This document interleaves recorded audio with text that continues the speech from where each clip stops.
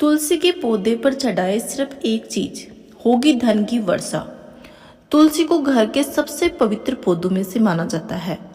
ऐसा माना जाता है कि जिस घर में तुलसी का पौधा लगा होता है उस घर में हमेशा सुख समृद्धि बनी रहती है।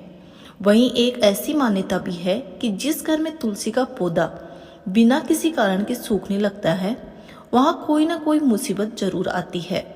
तुलसी के पौधे की पूजा लोग बड़ी ही श्रद्धा भाव से करते हैं, जिससे घर में खुशहाली बनी रहे। मुख्य रूप से स्त्रियां तुलसी के पौधे में नियमित रूप से जल चढ़ाती हैं, जिससे घर में समृद्धि बनी रहे। यही नहीं, तुलसी की पूजा के कुछ खास नियम भी हैं, तो आइए इन नियमों को जानते हैं।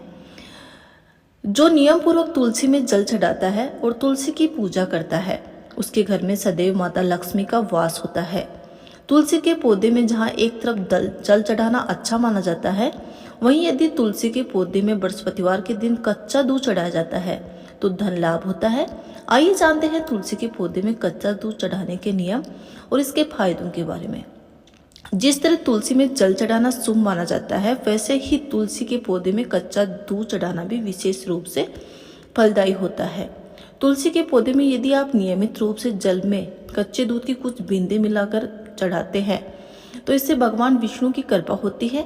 दरअसल तुलसी को विष्णु का प्रिय माना जाता है, इसलिए तुलसी में दूध चढ़ाने का मतलब है भगवान विष्णु को दूध अर्पित करना।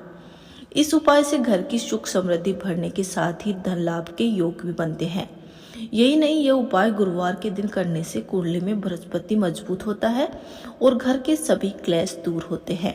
ज्योतिष में ऐसा भी माना जाता है कि अगर घर में तुलसी का पौधा लगाने से कुछ विशेष नियम हैं जिन्हें यदि आप नकारते हैं तो घर में अशांति बनी रहती है।